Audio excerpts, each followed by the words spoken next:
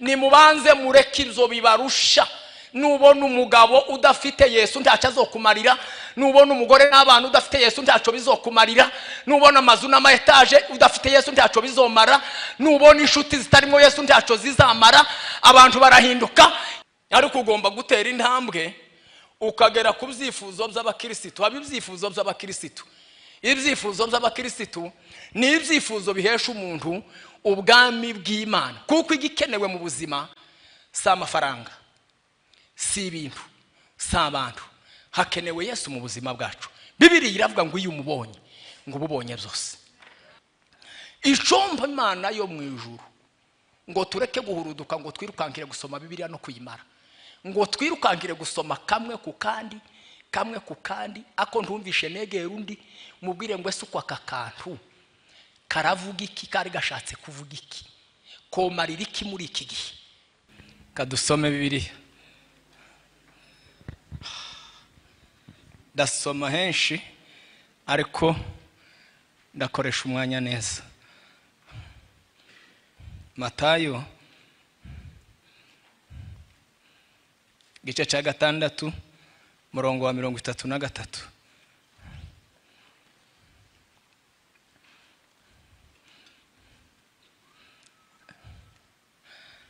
Gatandatu 33.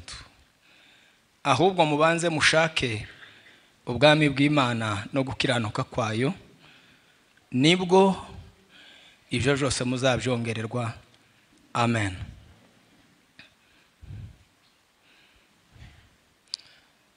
Tuje mu gitabo c'Imigani.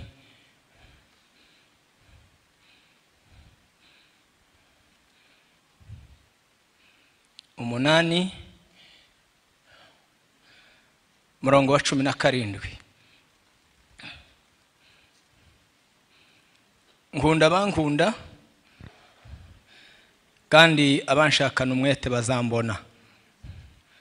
Ubukire n'icubahiro biri iwanje, kandi n'ubutunzi buhoraho no gukiranuka nabyo. Amen.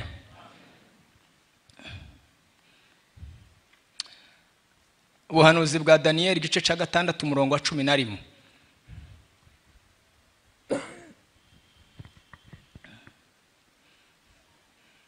Gatandatu 11. Maze Daniel yumvise ko urwandiko rwashizweho ukuboko, ajiwe, kandi amadirisha y'inzu ye yarakinguye yerekeye i Yerusalemu. Akomeza kuja apfukama gatatu mu munsi asenga Imana ye, akayishimira nk'uko yari asanzwe agenza. Amen. Turangirize mu itangiriro. Gitabo c'itangiriro 32 murongo wa 26, kuzindi Bibiliya ni 27. Uwo mugabo aramubwira ati ndekura, kuko umuseke utambitse. Aramusubiza ati sinkurekura utampaye umugisha. Aramubwira ati witwa nde? Aramusubiza ati ndi Yakobo.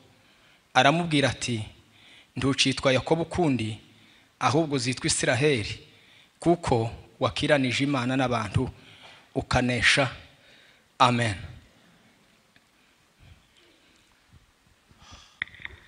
Bavandimwe, dushimiye Imana cyane kuko duteranye. Ku cyumweru sinzi umuntu wakomeje kubivugaho, avuga yuko abantu iyo bagira amateraniro cyane batajya bamenya agaciro kayo. Mu by'ukuri kubera dukorera kure kandi imirimo igituzirika kenshi, twebwe tuzi akamaro k'amateraniro. Iyo tugize Imana tukayabamwo, tubona ari ikintu gikomeye. Bwana sifiwe. No mugisha abantu bakunda guterana, abantu bakunda kubona uyu mwanya, ntacyo bazabura kandi ntacyo bazakena. Dushimiye ubuyobozi bw'itorero, duhereye kuri bishop n'izindi nzego bafatanya kutwizera. Uwa mbere yabivuze, bakaduha gatuti turi bato mu itorero ariko iyo abayobozi hamwe n'umwuka baguhaye umwanya wo kuvuga wumva ari ikintu cyiza kandi gifite ishema kandi kiri ngombwa turabashimiye cyane bashumba Yesu abaha umugisha Bwana sifiwe dushimiye abantu mwese muri hano tubahaye n'ikaze cyane muri iyi ntambwe tugezemo dushimiye umuvuga butumwa pasiteri tubwirije neza cyane Yesu aguha umugisha twanezerewe kandi twafashijwe bavandimwe ndagira ngo tuganire bampaye umwanya nje sindi kwita muto cyane ariko sinamunini cyane ariko nuwo Imana ize kudufasha tukoreshe neza ubu KRISTO nibwo nshaka ko tuvugaho ikintu cyo kumenya Imana niki bituruhura niki bidufasha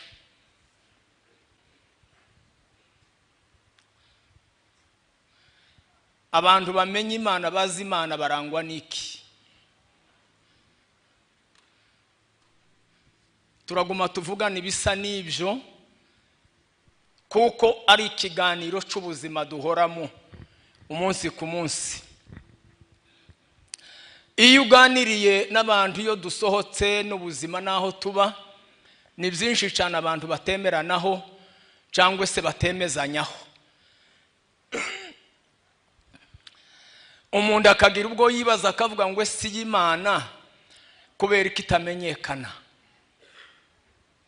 kubera ko abantu bizera Imana batayimenya cyangwa se nimba bayimenya kubera ko bayimenya mu nshusho zitandukanye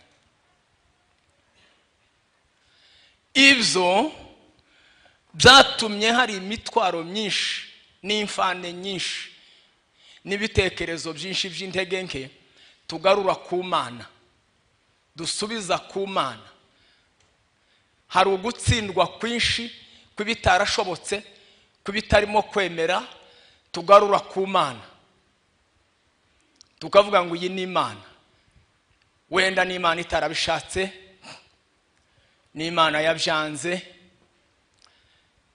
ibyo bikaba impamvu yo kuduhesha ubuzima bw'imibanire n'Imana tutishimanirana kandi iyo umuntu atishimiye Imana biragora cyane ko yishimira mugenzi we iyo ari umukristo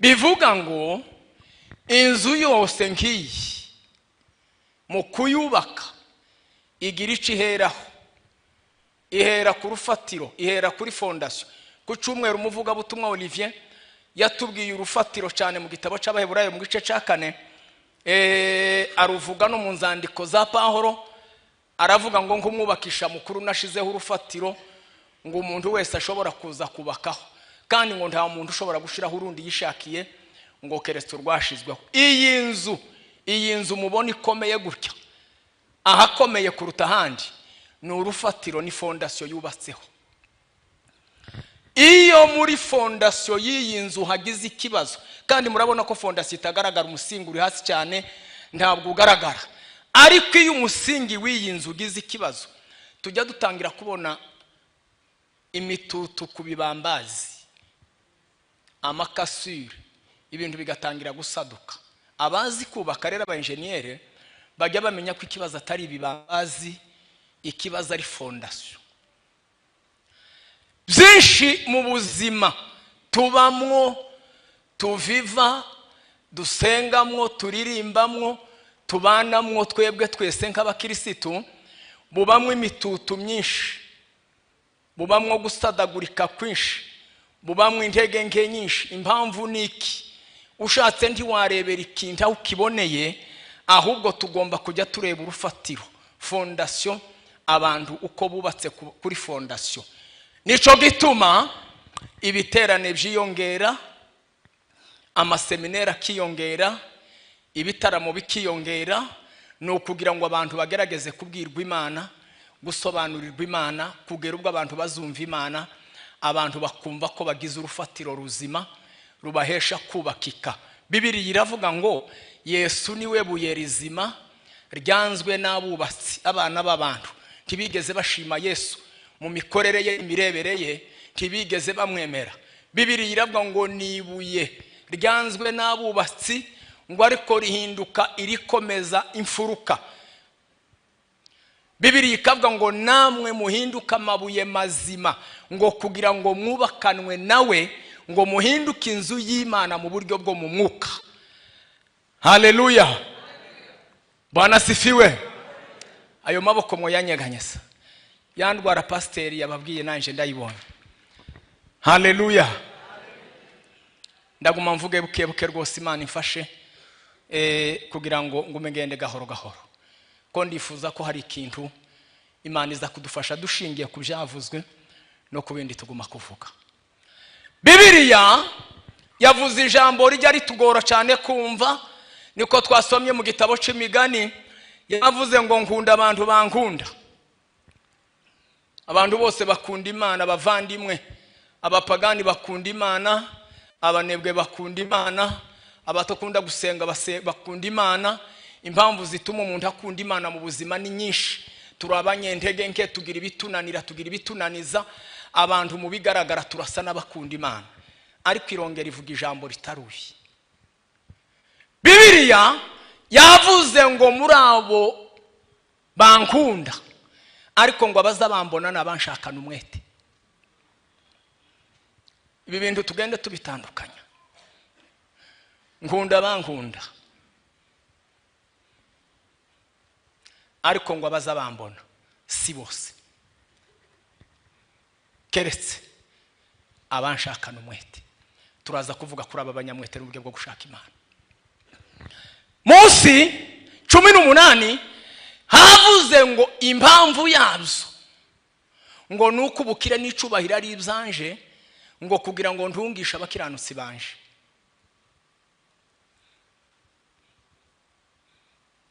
Matayo yaranditse muri iri jambo twasomye 6:33, ni ijambo Yesu yavuze.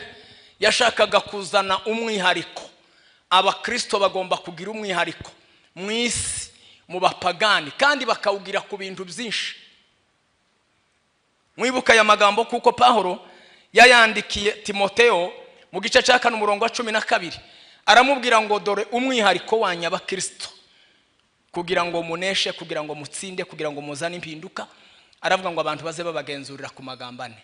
Ijambo rya mbere ngo mugomba kugira umwihariko mu mvugo zanyu. Imvugo z'abakristo. Ijambo rigira kabiri ngo mugomba kugira umwihariko ku kwizera kwanyu.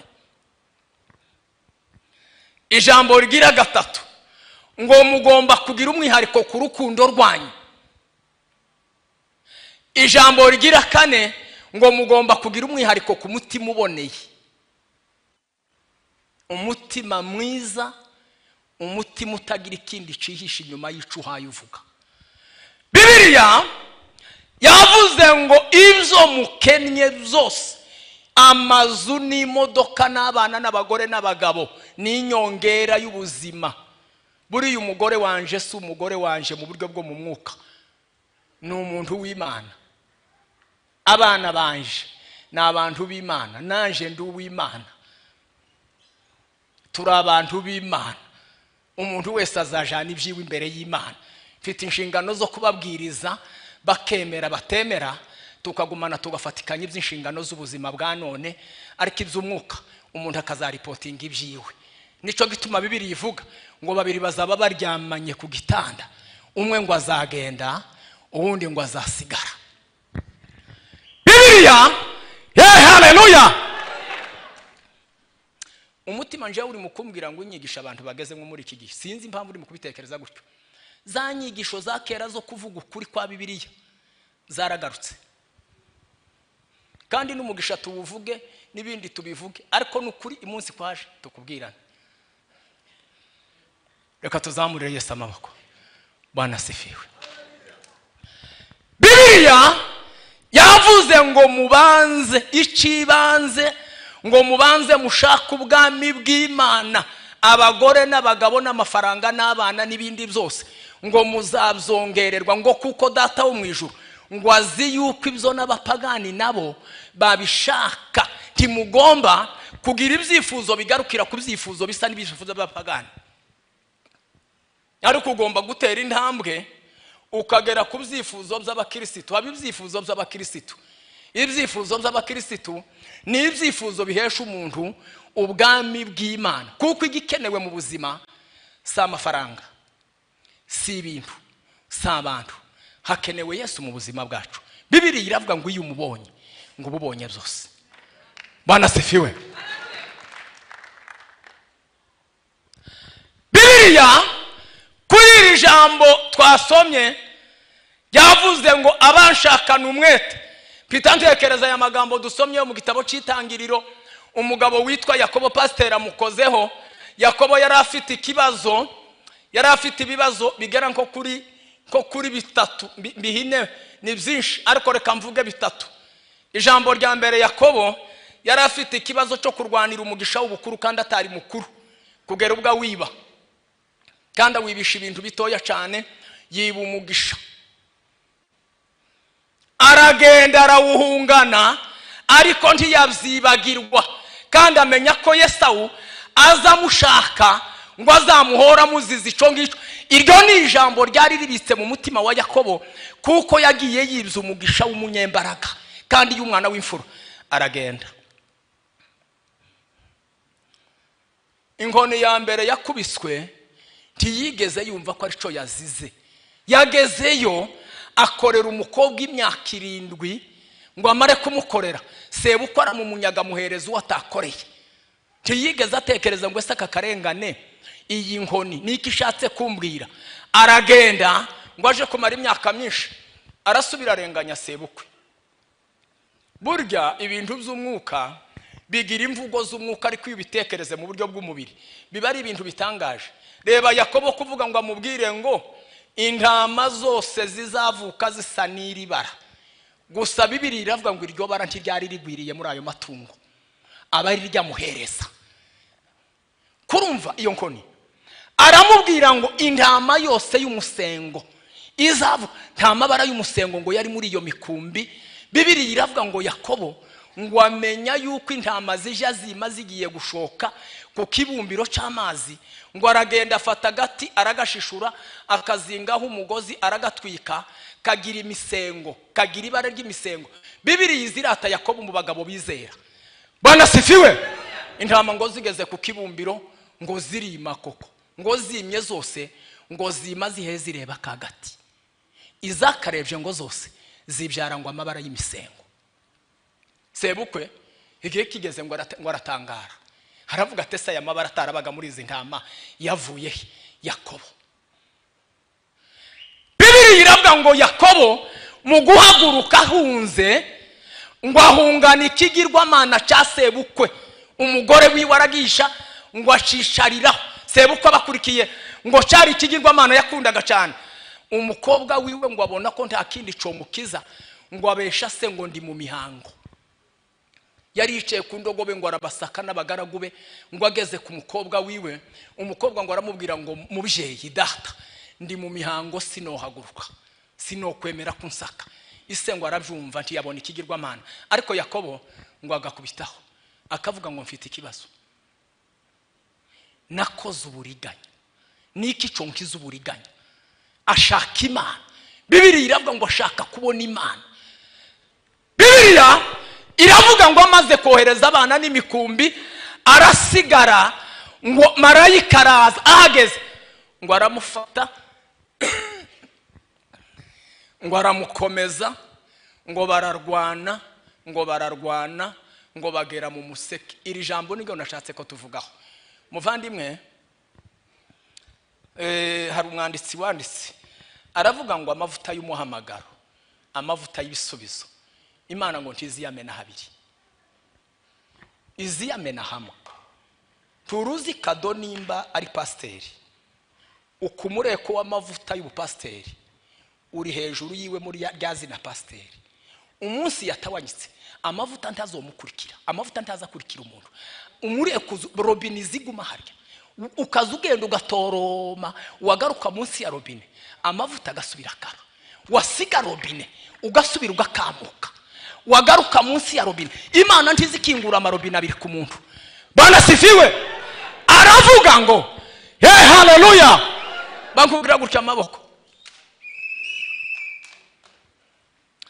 ariko amaboko ari mukuremereye. Ni ibiki biteretse mu maboko? Mube nkabagira gutya. Bwana sifiwe. Imana ibaha umugisha. Uko nguko nta muntu wo kwigisha abandi batamushigikiye. Ese ivyo murabizi? Ntimuri mukubona abantu ko bisiga amabara ya Rayon Sport na Rayon, umuntu akaroha gasa n'inkende mwibarabara mu modoka, muzamugira ngo niki kwakunda? Si ugushigikira. Aho none muzoza mureka bigende bite? Reka tube nkabazamura amaboko. Haleluya. Uko turafatanije kandi uko birabaye. Bibiliya icomba Imana yo mu ijuru ngo tureke guhuruduka, ngo twirukankire gusoma Bibiliya no kuyimara, ngo twirukankire gusoma kamwe ku kandi, ako ntumvishe negera undi mubwire ngo ese uko aka kantu karavuga iki, kari gashatse kuvuga iki, komarira iki muri iki gihe. Bibiliya iravuga ngo Yakobo kubera ko yarazi ikibazo ngo ashaka Imana. Reba umuntu gufata marayika kuva ngo ijoro ritangiye ngo akaguma akavuga gusa ngo sinkure kura utambaye umugisha, sinkure kura utambaye umugisha. Bararwana ngo ijoro rigera hagati, bararwana ngo umusekuraba, ngo kuko marayika adakunda ko umuntu amubonesha amaso y'umubiri, ngo araruha arahindukira ngo aramubwira ngo ese wa mugabo we ndekura murakeye. Abantu turi mu gusenga ni ukuri kose. Uzawumva inyoni igiye kuguruka ukundi zipapaza papa umuntu akabaragiye, ukamupapira gutyo ukaburagiye. Reka nkubwire impamvu uzutuma unanirwa gusenga. Uzusenga umaze kurya. Nonoga tuze tuja mu buzima tubamo, tureke kurebera ibintu kuri ba Yakobo. Uzusenga wamaze kurya. Tuzusoma agatabo ka bonke kavuga ngo jeûner avec succès, ngo amafungo meza agezweho. Kaza kavuga ngo iyo umaze kurya abasirikare b'umubiri bose ngo baza bava mu birenge no mu mutwe no mu maboko ngo bagateranira muri estoma, ngo bakaja gukora akazi ngo ko gutunganya ibyo wariye, ngo umubiri wose ukabaza ifu, nta kindi ngo wokora. Ni ukuvuga ngo iyo uvuze ngo tumaze kurya dusenge, ubugiye kubesha Imana ni papa turyame, nta bindi. Bibiliya yavuze ngo Yakobo afata marayika ngo bucira ngo bararwana, akaza amubwira ngo sinkure kura utambaye umugisha, sinkure kura utambaye umugisha, sinkure kura utambaye umugisha, sinkure kura utambaye umugisha. Urukerera ngo rumare kuba, marayika ngo aramubwira ngo wa mugabo we ndiye kurabura keye, aramubwira ngo sinkure kura utambaye umugisha. Tiwabuze igisubizo wasengeye, wavuye mu kibanza usengeramo, warekuye marayika atarakumusha, wararambiwe isaha y'Imana igiye kuba, waragiye Imana igiye gufungura igiseke cyo kugusubiza. Haleluya. Bibiliya yavuze ngo bituma marayika amubwira ngo witwa nde. Imana yari ikeneye ngo imenye ikibazo cyawe. Niwihangana ukaguma ugasenga, ntuve mu mureko w'amavuta y'icyo wahamagariwe, umunsi umwe Imana izakubaza ngo ese witwa nde, ufite ikibazo ki, ufite ikibazo ki. Niko Imana izakubaza, niki kutazuva kandi ntukazupfukama henshi kugira ngo uzobone n'ibimenyetso, hakaruha hakaba kabuga. Nimba ari igituzo uja munsi, nje ko ndivugira ibyini wacu apana ibyo mu Banyesiraheli bino tuviva. Uzuwapfukama haruhe kandi uzupfukame harya kugeza ubwo marayika akubwira ngo ese niki gituma utazuva, ugira ikibazo ki, niki cyatumye amavi yawe akubura kino giti. haleluya. Bibiliya yavuze ngo aramubaza ngo witwa nde, ugira ikibazo ke? Ngo aramubwira ngo nitwa muriganya. Yakobo niko bisobanura, nitwa muriganya. Oh, witwa muriganya. Aramubwira ngo uhereye none kwise mugisha. Isiraheli bisobanura ngo kwise mugisha. Bwana sifiwe. Umuririmbyi yaravuze ngo akari ngo bwo kwira umuntu ahayarira, ngo bwaca mu gitondo impundu ngo zikavuga. Hey, haleluya. Bibiliya yavuze ngo nkunda bose, nkunda bankunda. Ariko aho mube nkabumva ico kintu. Yesu azavuga ijambo rigahinduka ubuhanuzi. Kubazi kumva bakaridevelopa bakarianaliza. Iyo uretse bya Yesu niho uzubibona kubw'ijambo. Reba Yesu kugira ngo abwire abantu ngo nimubanze mureke ibyo bibarusha. Nubona umugabo udafite Yesu ntacyo azokumarira. Nubona umugore n'abana udafite Yesu ntacyo bizokumarira. Nubona amazu n'amayetaje udafite Yesu ntacyo bizomara. Nubona inshuti zitarimo Yesu ntacyo zizamara. Abantu barahinduka. Yesu avuga ijambo mu buhanuzi, arababwira ngo nimubanze mushake fondation icingenzi, ibindi byose bibone kuririraho. Hey, haleluya. Ngo nimubanze mushake ubwami bw'Imana, ngo ibindi byose. Ese nkuwombwira ubu nyine ngo ningende kwa runaka barya bakuru musabe ikintu kimwe. Genda kwa runaka, perezida runaka, kaga tuvuge niwe bakomeye mwisi, umusabe ikintu kimwe. Uwo musabe iki? No musaba gusa ngo wemere mbu mwana wawe. Sigatoya sinoro mvuga ngo mpenzi faranga zoshiraga kuko ntiyomba zose.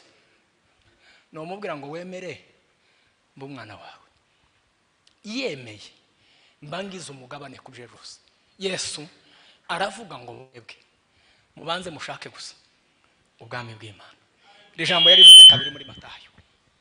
Undi munsi abigishwa baramubaza ngo ese data, turi mu gusenga ibintu bikemera, ikindi gihe twasenga ntibyemere, ntituzi nimba ari ukwizera guke cyangwa nimba ari ukwizera kumeze gute. Baramubwira ngo twigishe gusenga. Ni gute twosenga? Yesu ngo arababwira mwebwe ngo nimuja gusenga muze muvuga gusa ngo data wa twese uri mu ijuru, ubwami bwawe, ubwami kurumva ijambo ubwami bwawe ngo buze. Impamvu niki? Imana yari izi kuko tuzahura n'andi mami menshi, amami menshi muri nosi. Simvuga amami y'abantu, ndavuga intambara zo mu buryo bw'umwuka. Muzahura na mama akabagora, akababuza amahoro, ariko aravuga ngo ubwami bwanje nibuza aho mutuye muzagira amahoro. Nico pasteur yatubwiraga. Yesu ngo aje kubacungura Pasaka ya nyuma yakoreye Gosheni, yarababwiye amagambo make, ariko arababwira ngo ikimenyesha ku bwami bwanje buri muri mwe, mufate Yesu, mufate umwana w'intama utagira inenge, mumubage muzana amaraso yiwe muyasige iwanyu. Marayika ngurimbura naza yitwaje inkota, harimo inyuguti ivuga ngo abangaba narabacunguye. Ni Passover niko mu Cyongereza bivuga, ngo batambukwe barengu bashibweho.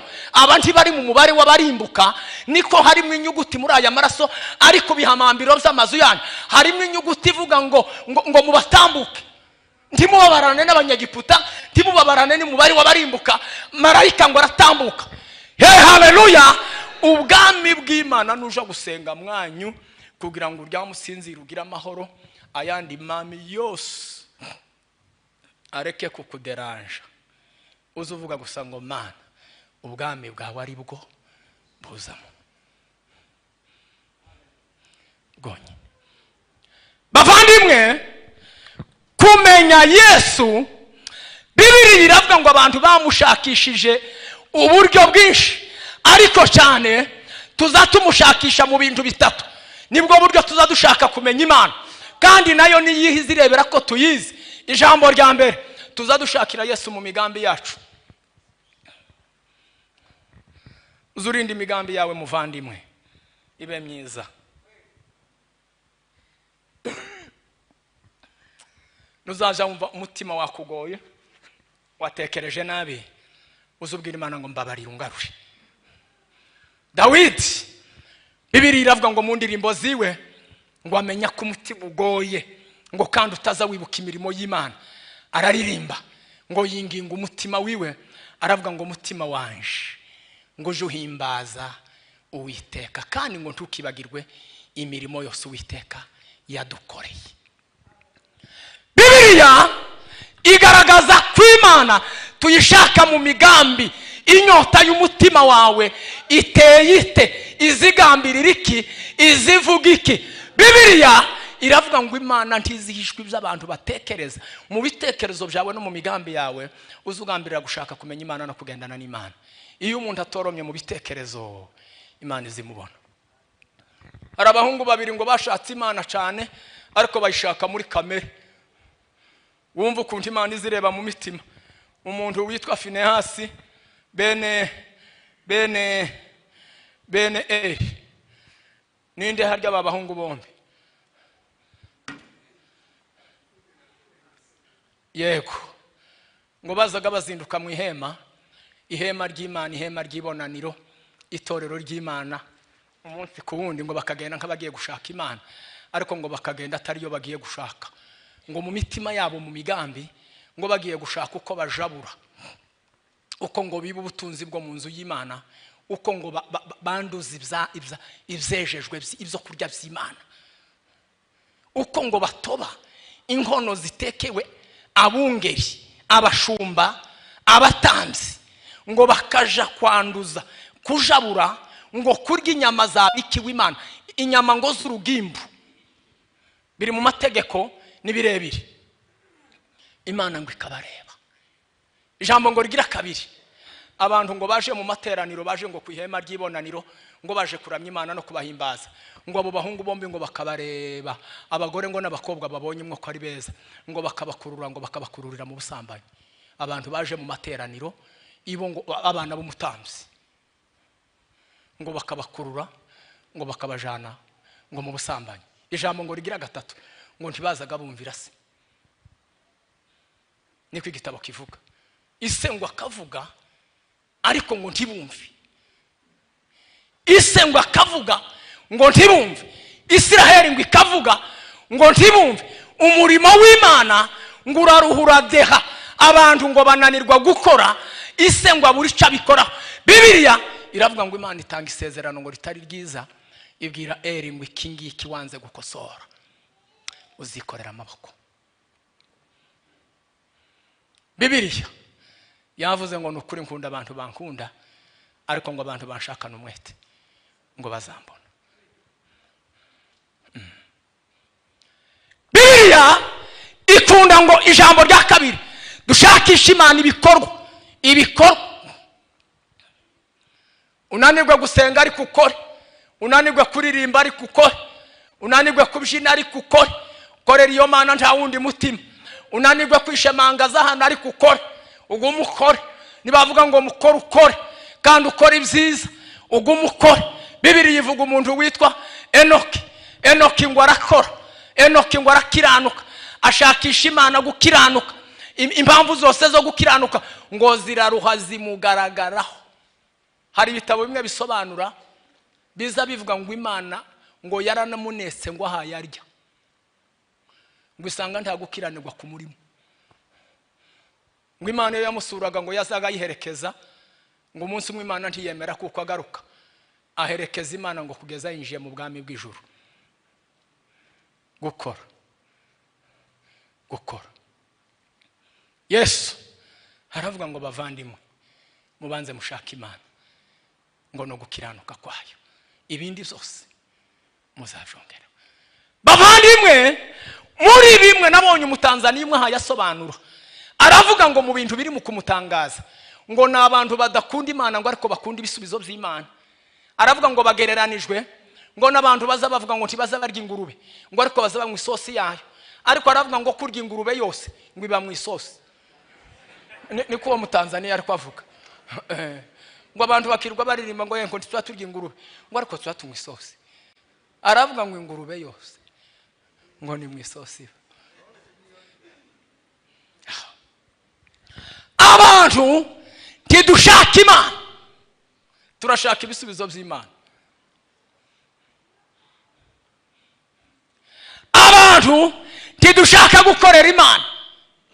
Oya, tidushaka gushakisha Imana mu gukora.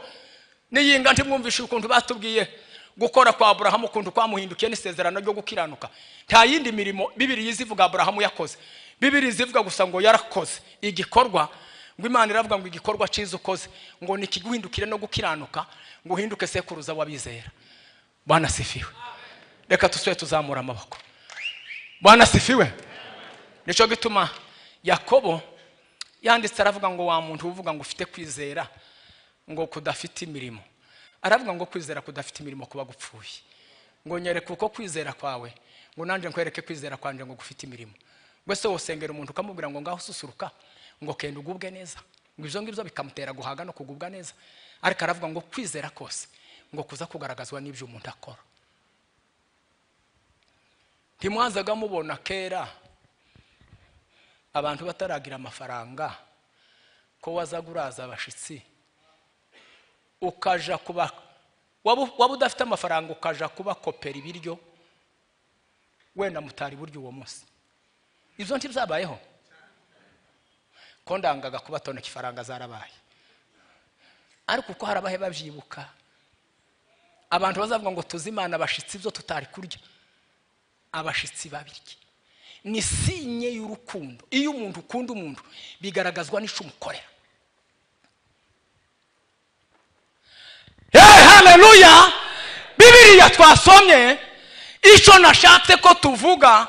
Bibiliya iravuga ngo tuze tuva mu bwiza ngo twigire imbere, ngo twigire imbere. Kandi uko umuntu yigira imbere niko agenda hinduka asa na Yesu, asa na Yesu, ngo kugera ubwo azatunganywa ngo akagera ku rugero rwiza ngo rukwiriye. Muvandimwe, ndagira ngo umenye kuko ibyakunaniye bitananiranye, ahubwo nuko wagarukiye nzira Yesu arakubura. Ndagira ngo uhindukire wongere utere intambwe yo gushaka umwami Yesu. Bibiliya iravuga ngo umunsi umwe Sawuli ngo yagiye gushaka Imana, ariko ngo agenda atiyejeje kandi ngo agenda atari inshingano ye. Bibiliya yavuze ngo nkunda bankunda abanshakana umwete nibo bambona. Bibiliya iravuga ngo Sawuli aragenda ngo agezeyo ahamagara Imana ngo kubicaniro.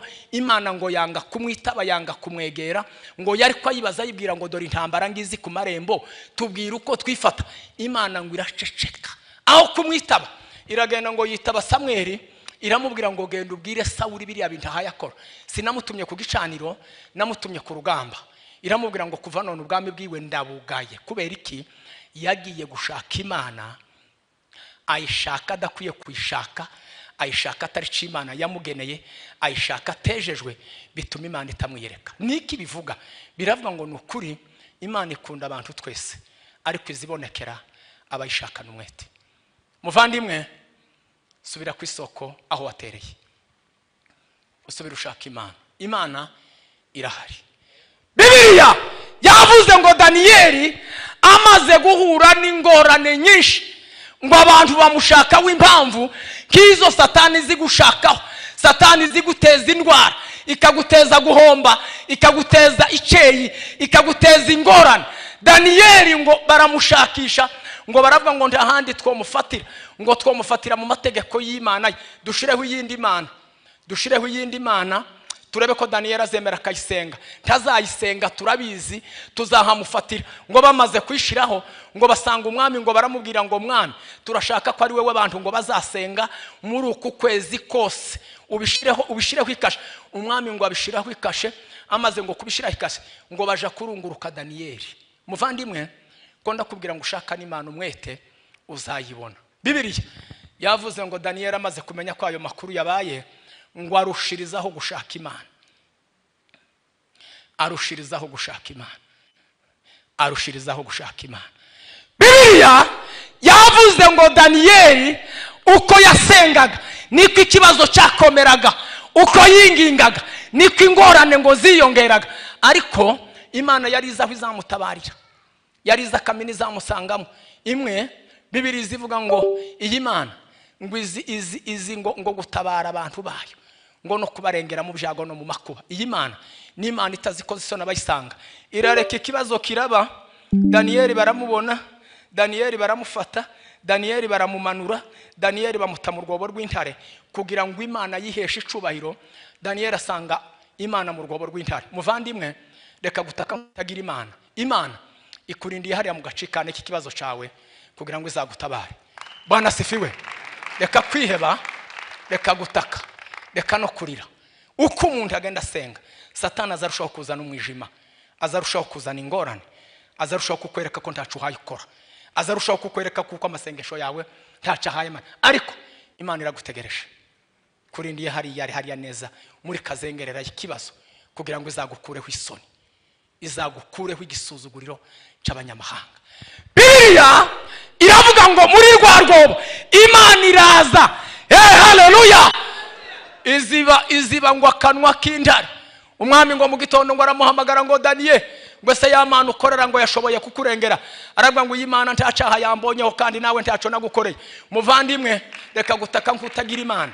Satani cyashinzwe n'intwaro y'umwijima, azakomeza kuzana ibiteye ubwoba n'ibica intege n'ibyihebesha abantu no kukwereka ko wakereje ibintu bitagishobotse n'igihe bizazira ko bitazagushimisha. Ariko ndagira ngo nkubwire, tuve munsi y'umureko w'amavuta yawe. Yesu azagusubiza. Yesu ntazemera kukorwa n'isoni. Yesu ni muzima. Kandi hari ikibazo abantu tugira maze kubona, iyo wasengeye ijambo cyane rigatinda, Satani azaza akaza kubwira ngo habe n'iyi Imana izagusubiza, igisubizo ntikizakuryohera kuko cyatinze. Iyo niyo mvugo ya Satani, izi kubwira ngo ariko ni gitangaza.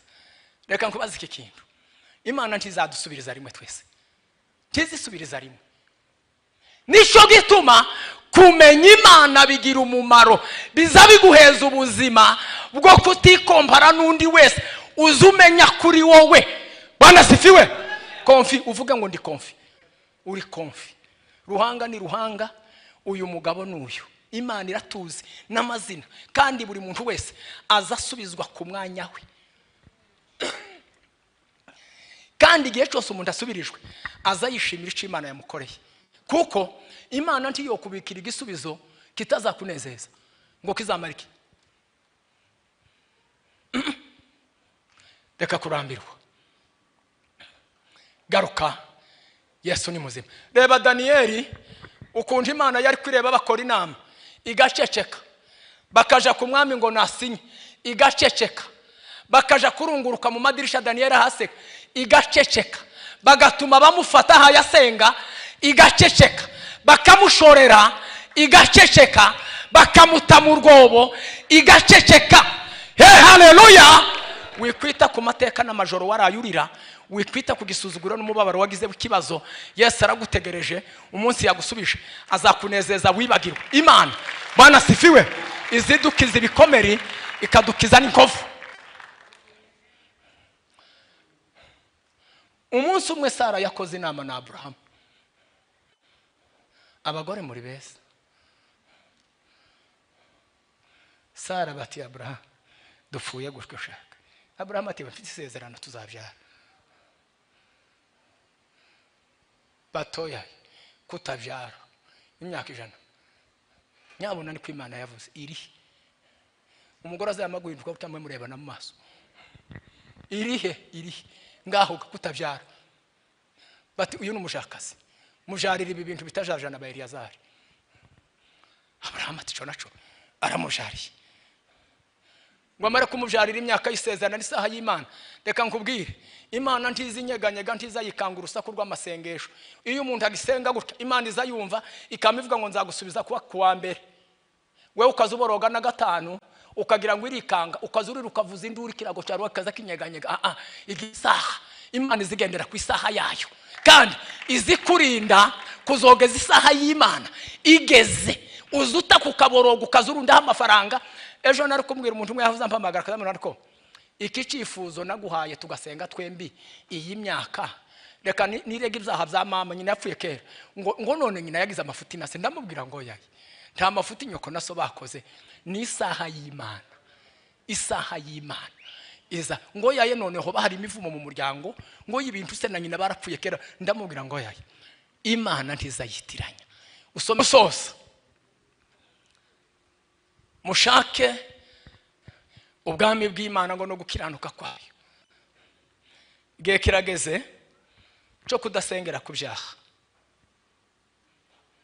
nukuri bavandimwe mureke dusubire ku isoko tuba abakristo duhindure gusenga biroroshe guterana biroroshe kuririmba biroroshe akamenyero karoroshe ariko igikomeye nugukiranuka gushaka gukiranuka kw'Imana nta kundi umuntu azashaka gukiranuka kw'Imana nugukiranuka kwawe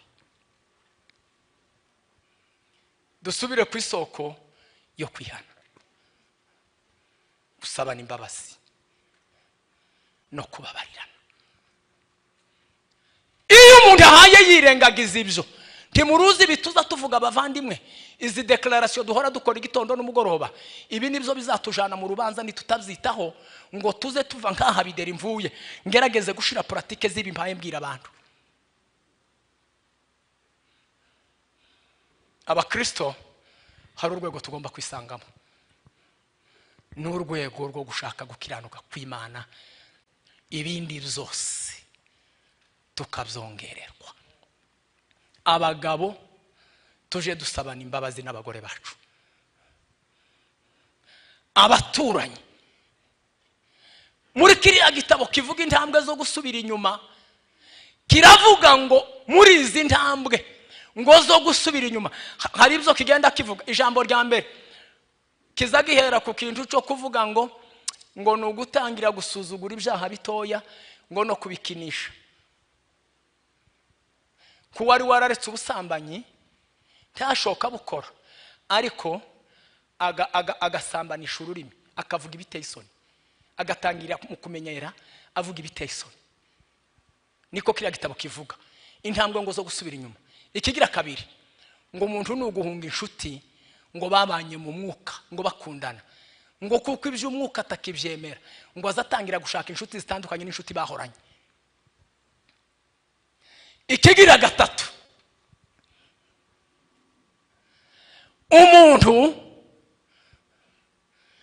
ngo wasengaga cyane ngo azatangira kumva kuko atari ngombwa Imana ngo mu mwuka ngo akayirebera mu isheriya y'ubuzima bw'umubiri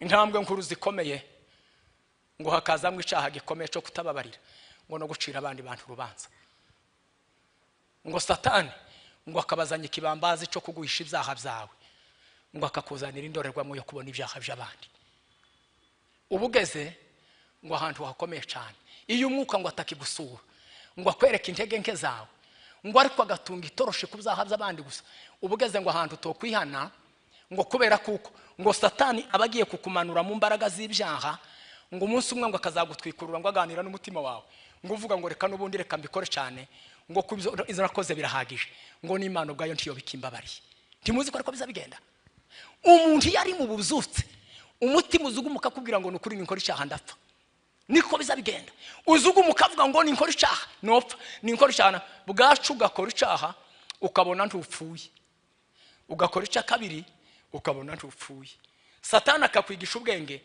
ubwo buryarya ubwo gukora icyaha no kwinezeza ugeze mu bantu abantu bakaza bagira ngo wanezerewe ariko ngo ntiwinezeze ikindi kivuga muri ziriya ntambwe ngo umuntu azasigara ahunga ngo habara abanyamwuka ngo bafite impano zo guhishurirwa ngo kugira ngo batabona ibyo yakoze ngo akaza kuna ngo ataramane ngo n'abantu batagira impano z'umwuka ngo batamenye ibyo yakoze abandi ngo bagatera intambwe ngo zo kwiyuhagira ariko bagiye mu bantu gusa ngo kwihana iyo ngo bagiye mu materaniro ngo ariko bakihanira kutareka ngo bazi ngo nibava mu materaniro ngo barakomeza bakora ibyo bari barimo muvandimwe ndagira ngo nkubwire iki kintu Yesu nukuri ni muzima Bwana sifiwe kandi aracatwumva tugiye gusenga Imana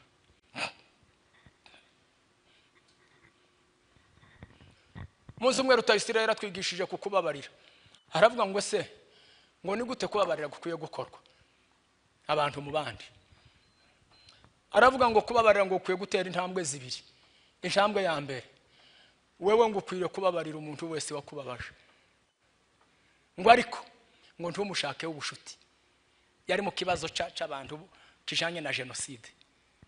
Aravuga ngo ushobora kubabarira umuntu wamushaka ubushuti, ngo wowe ukamubabarira ataragira imbabazi muri we, ngo wamwegera ahubwo akakurangiza. Ariko aravuga ngo kurwawe ruhande kuko uri umukristo ukwiriye kudatunga umuntu mu mutima nk'ikibazo, ukamubabarira kurwawe ruhande, ubusabane bukazaza nawe yaramenye uko kuri ku mutima. Muvandimwe, turi imitwaro, rekura ibintu, rekura ibintu. Reka mbaho ubuhamya bw'umuntu umwe nababariye. Nagiye iriya ku musozi nkazavuga ngo Mana mbabariye naka, mbabariye naka, bamwe ururimi rukamarwanza rugafatwa. Oya namwe mbabarira, umwuka akavuga ngo oya mubabarire. Ariko sinamenya ko izo mbaraga nazihawe. Ngo bushumwe ararwara ava muri Kongo, agerageza kureba ahandi hantu yo kwivuriza, biranga, bigaragara ko akwiye kuja mu IBIDERI. Akaba yarankoreye ikintu kimbabaje. Yaragiye mu kibuga c'inka zanje, ashorera inka 5 z'imikara zivuka narazinyaga, ngira ngo nubaraca arazinyaga izuba riva ziragenda ndahebura. Araza arinjira nkazana mbona inka 5 z'umukara mu gahanga. Nuko kwimana nuko ndasheceka ndahwera. Noneho teretswe ku munzani birarangiye, mbaye umupagani cyangwa ndaba umukristo n'uyu munsi. Ndimuteke ndebe kwa mira umutsimo kwika munda. Nuko muteke barateka. Ngo hashira iminsi 3 ndamwinginga ngo tuganire. Aremera. Ngamara kwemera turaganira, sanga yabaye umupagani. Kazangira ngubwo muhaye iyo nopeninze gato, arahita yihuta gusaba imbabazi. Sanga aracafite gahunda we yo kuri mangatanya mu majambo. Ndamubwira ngo ndakubabariye. Mbwira n'umugore. Amara mu wanje amezi 7 ndamuvuza, arakira, arataha. Bavandimwe, mfite amahoro kuko uwo yaje. Ariko abataraje nari nikoreye nibo bari benshi, ariko bose nabari kuriye rimwe n'uwo kumusozi. Umutima uri mukumbwira iki kintu. Ubukristo bugira etape. Ubukristo bwacu bwa mbere bw'ababideri ko twari duteye dufatwa, bwari bwuzuye agahayo k'abadayimoni na kamere, kandi duhe dusenga. Ariko yemewe ko ndabura uko mbivuga. Aho nukuvuga ngo twari twarasongoje ibyuma tuja kuri bariya baza basongoza biriya byuma hariya ku na za ponseze zo gukura ibiheko buri mugoroba, kandi apana mwibanga. Bangira byo baheba tureba. Aho kubwira abantu ngo iki kintu wagikoreye iki, konfi, iki kintu wagikoreye iki, uri muzima. Byabaye nk'inshuri 1000. Ubwo si ubukristo. Intambwe ya mbere twakiriye umwuka. Amafungo y'iminsi 7 n'amajoro 7 kuri nje mu bizukuri n'abandi benshi simzirase yarakozwe. Kama mbwira abantu itegeko mve rya kamere, kababwira ngo n'uwibrosta na korogata kamira umuti. Ndabimenya. Iminsi 7 n'amajoro 7. Ukwiye amafungo ya kamere. Yitegeko. Twarayakoze, twuzura umwuka, dufatwa n'imbaraga zo gusoma Bibiliya, duhabwa amasezerano, ariko tubikoramo ibindi bya kamere. Ubukristo nukumenya Imana, nukubona Imana, nukwambara kamere y'Imana, nuguca bugufi, nukuba ikindi kintu utari urico. Haleluya. Kandi ukugenda urekura kantu ku kandi. Uza wakira ibintu bibiri. Ijambo rya mbere, nta kintu kiza gisubira kukuremerera mu buzima. Umuntu aza gusuzugura ukamenya urwego ariho. Uzuhomba ikintu wari ufitemo nko kubona ngo ikicongirira neza, ukamenya ko Imana itabishatse. Uzumenya ko umuntu yakugiriye nabi, hoba mu bigaragara, hoba mu mapepo, hoba mu bindi, umutima ukakubwira ngo tampi, niwe niko ari niko angana. Iyi si impamvu yotuma nkura amaso ku musaraba. Imana si mwene wacu. Murasa neza we, ariko hari abantu beza. Imana si ukwisa, irasa n'umwe muri mwebwe ufite umutima mwiza usa nayo. Ni kwisa. Nisho gituma Imana itazikangwa ibi, izikangwa abubaha amagambo y'Imana, bakizera kwiriho, bakagendera kuri gahunda z'umwuka. Bwana sifiwe. Ndagira rero ngo